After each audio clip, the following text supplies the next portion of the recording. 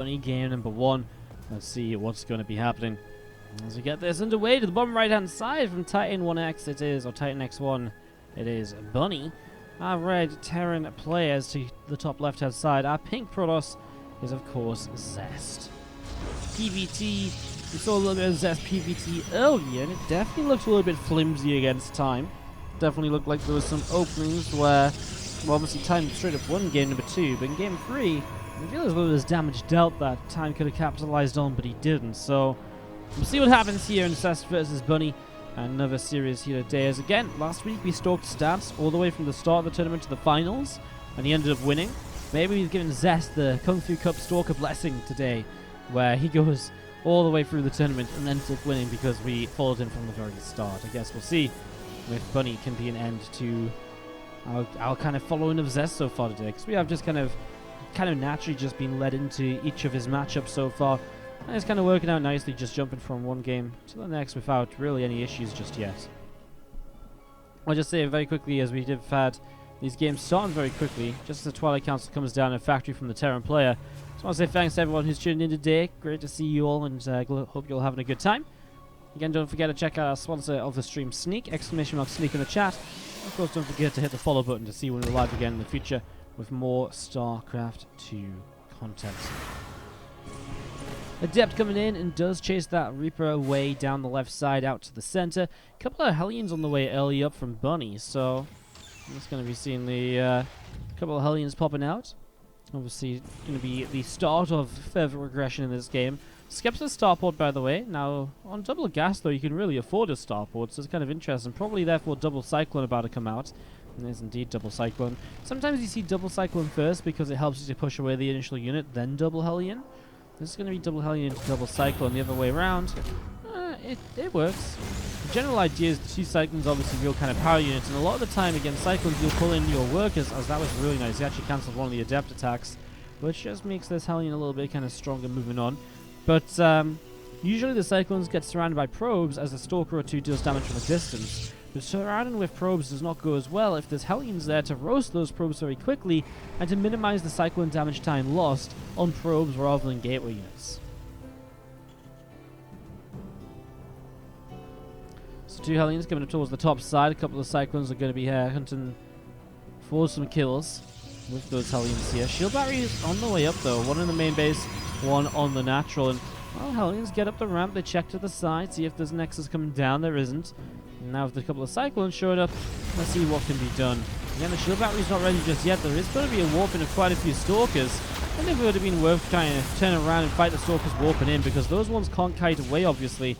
I like that move, moving the Hellions in. Yes, he's going to lose them, but it's one or the other, right? He's either about to lose this Cyclone, or he loses the Hellions by diving in and, forcing the Stalkers to turn around.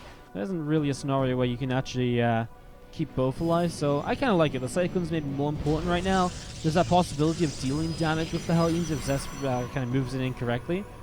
I feel that's a pretty decent way to get going.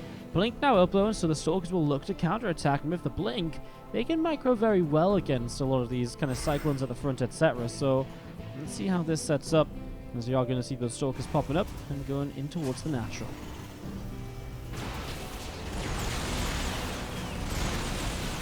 Five Cyclones already here at the front. He just killed one of them, so one Cyclone going down, continuing to make Cyclones. And by the way, a second factory. Bunny is playing mech. Now that really is something a little bit different, a little bit special. That's really not quite what you would usually expect to see, right? I mean, mech against Protoss?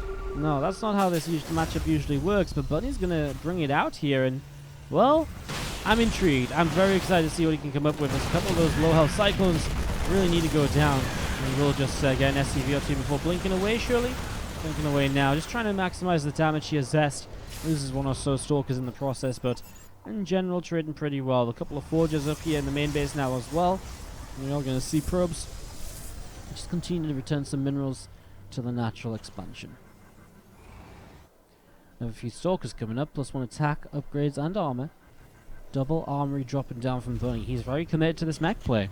Another factory as well. This isn't just like, I'm going to build a second factory and transition to bio or something crazy. Like, that's, sounds ridiculous, but it's the sort of build that we've seen once or twice before. like a lot of pressure into the bio. But no, that's going to be mech play through and through, and at some point, Zest has to figure that out. What does he see so far? Well, has he actually straight up seen the factories? No, he does know there's a lot of cyclones and now a siege tank. So maybe, just maybe, he can start to assume it to some extent. But he definitely doesn't for sure know 100% just yet, unless he's played against a build like this before. In which case, it's possibly like, okay, well, if he keeps building cyclones like this in a tank now, this is usually kind of a mech follow-up. So that's definitely a possibility. In terms of how he could be thinking and how he could maybe be figuring things out as he goes. 5 extra gateways, War Prism, 1-1 charge. This is kind of the setup we saw Zest having against Time in that earlier PvT of the day. There's already a Prism across the map, by the way. He's actually warping in sentries. Is he going to go for the force field on the ramp and the blink to the main? I mean, I think so. There's no medevacs because there's no starports. There's actually not really a way to deal with this. I mean, siege and tanks on the low ground. This is going to be very annoying because the force fields are going to be able to get so much done. The Observer is sieged up in a position that lets him see so far away. He has such a good idea of when units are moving forwards, and this is going to be absolutely terrifying for Bunny. I mean, without a siege tank moving in a position, there's actually just straight up no way to deal with this. Force fields will keep on coming down the ramp. Even when the tanks siege up, I mean, the sentries can definitely run forwards, drop a force field, then move back again, right? Already so many SCVs starting to go down. Bunny's just going to straight up type out GG. He's not going to try and stick around, and Zest with a very huge versus D on the second stream, or the second screen, so we at least have that going on. Something to jump into in case we do kind of hit a roadblock in terms of finding the next game. Alright guys, let's see what happens as we have to the top left hand side. Red Terran player. It is Bunny. And the bottom right hand side, our pink Protoss player is Zest.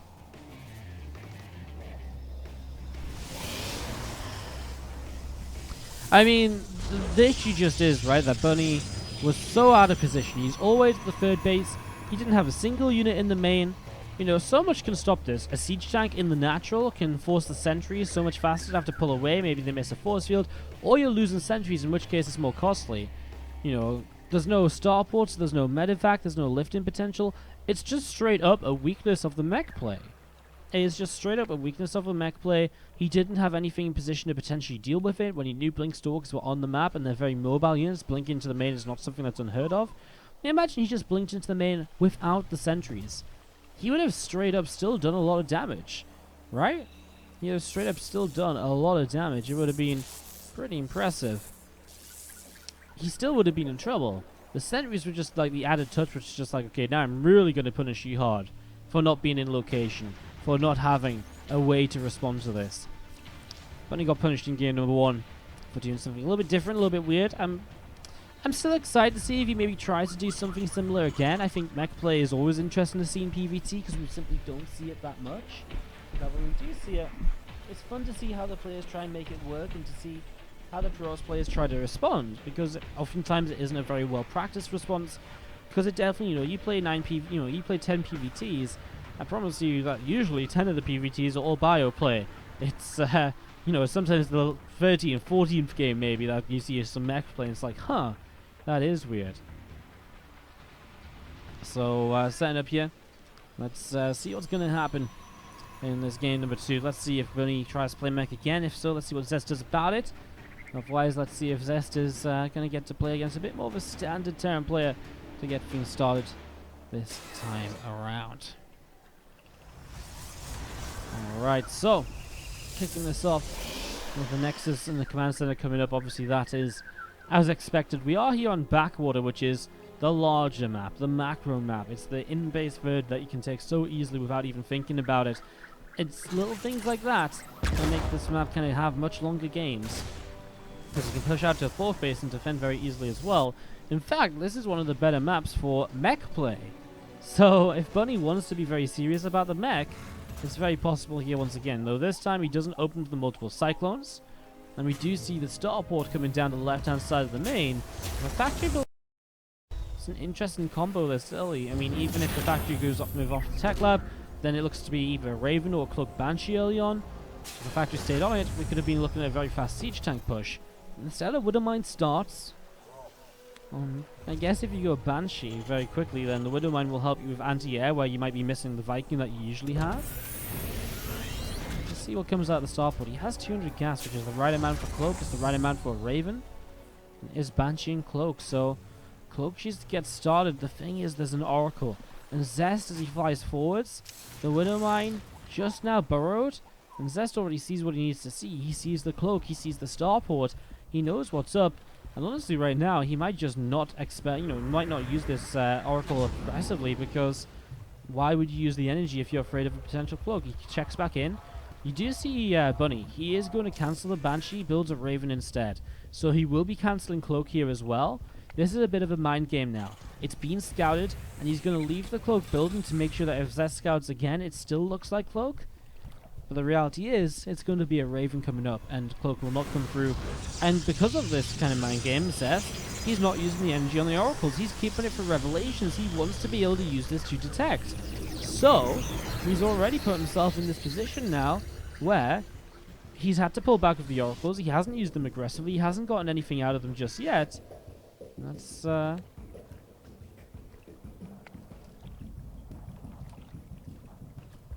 way it goes. You do see this Oracle going up towards the upper left-hand side.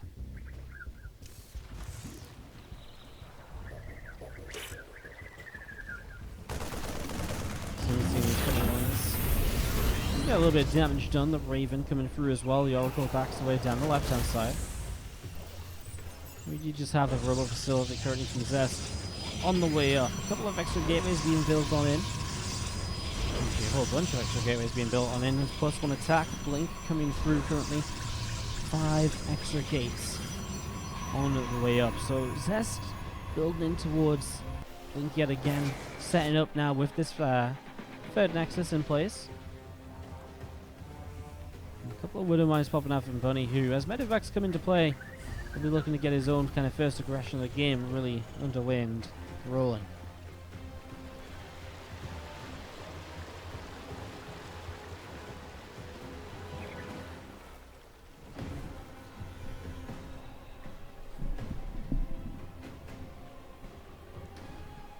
You'll see this Raven sat down to the bottom left hand side of the map, and we do see this Oracle coming forwards.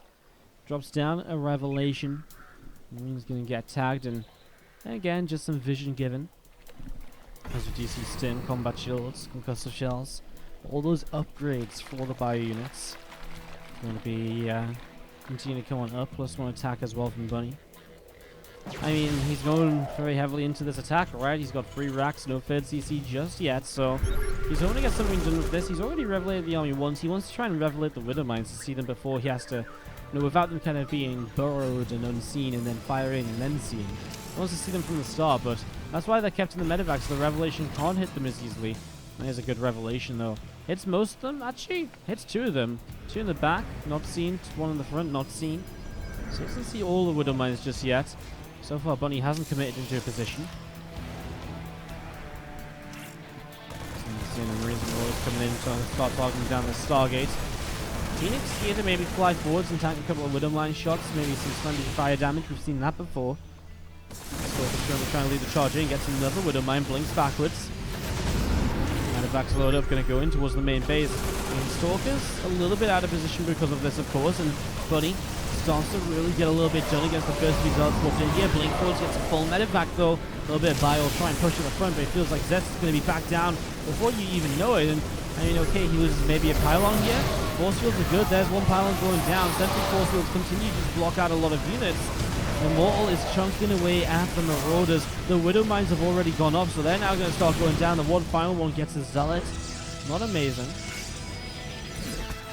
Okay, more bio just going to continue gathering at the front here, maybe pushing in towards the natural. Zest is still got quite a few units. You just see a Robo coming up.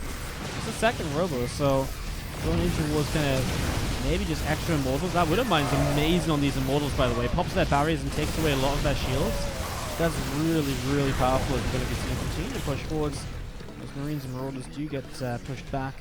And a couple of Widowmines here in the center.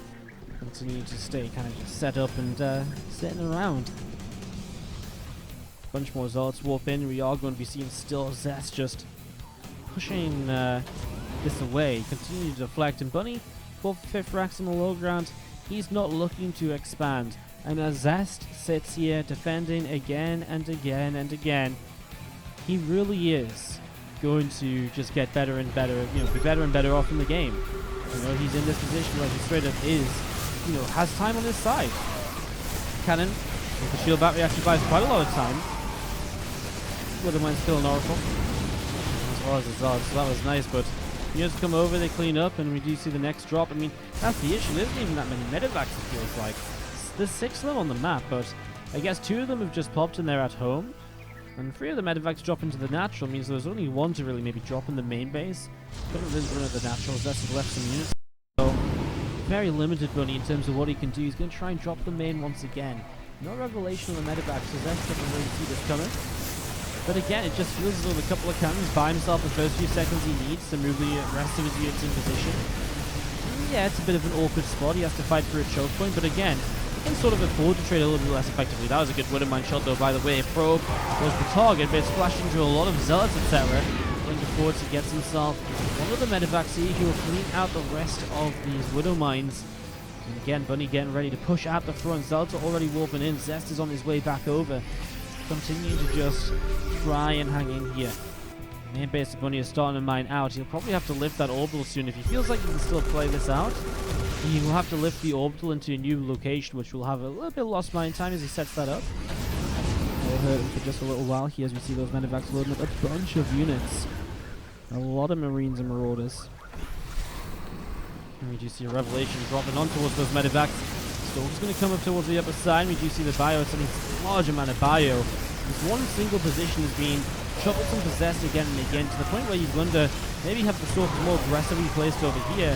Because he clumps up running through these choke points to defend, not only are the choke points making him trade badly, but the Widowmines are getting a lot of damage done too. But he's actually starting to make some progress here against the Protoss player, who really is just struggling with this location. As Colossus come up, they're going to be amazing at dealing with this, because all of a sudden you're going to be in this sort of scenario where they're able to do splash damage to a very clumped up Terran army. But right now, I mean, the first Colossus pops out, doesn't have extended thermal lance yet, so it gets targeted down, and that's going to be a lot of damage done here by Bunny. Kills off the Colossus, kills off so much of the rest of the army. Biggest issue now is that the medivacs actually are kind of on their own. The bio units went down, there's not going to clean up the medivacs in return. A few more sentries being walked in, some force fields to buy some time perhaps. Plus 2 attack about to finish, means we're 2-2 now from Zest against 1-1. That upgrade lead will help, but it's not going to be the be-all and end-all. Upgrades are nice, but at the end of the day, your opponent just has so much more than you, and you're having to take bad position fights in bad locations, you're still going to trade worse.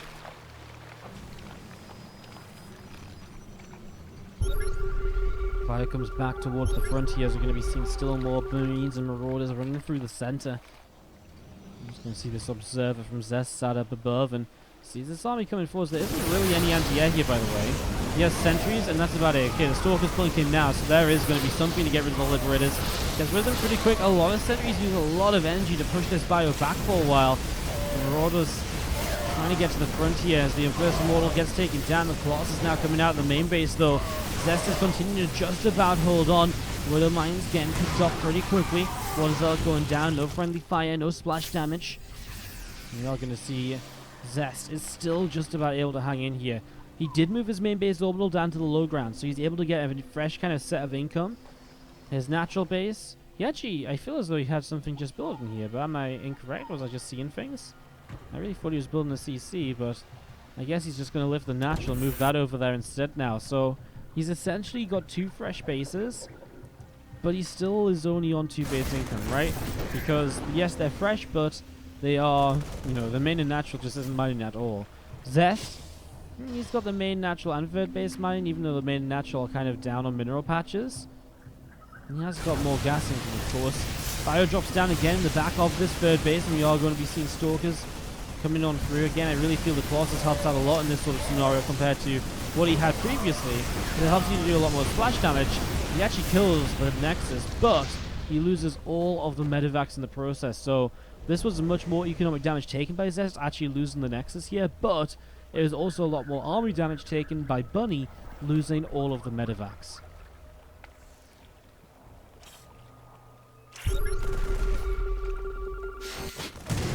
Dynamite goes off. Phoenix takes a shot. Oracle gets hit.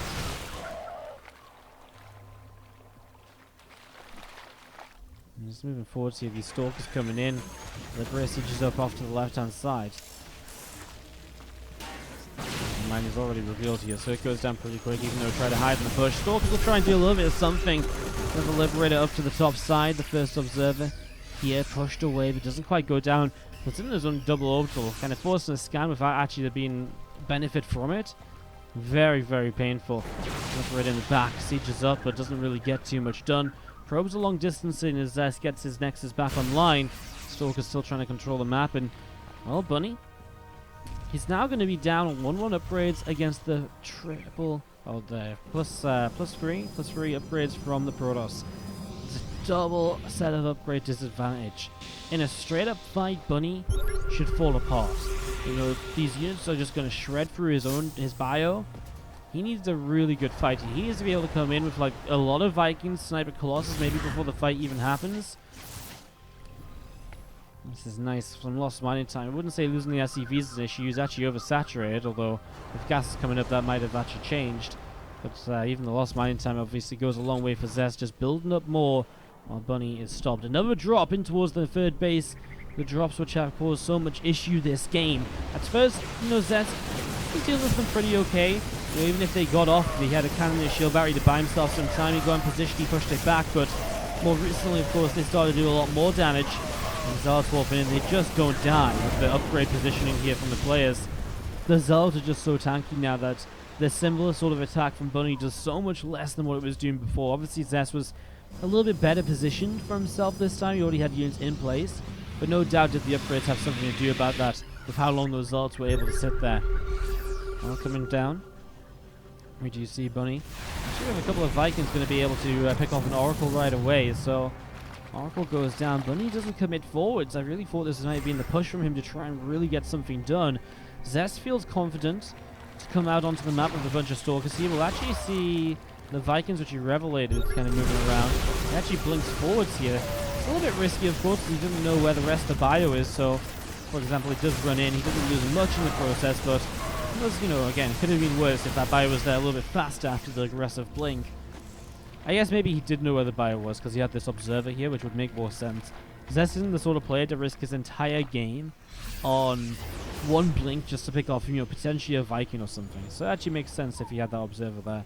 And he did probably see the position of the army and realize the blink was something he could get away with.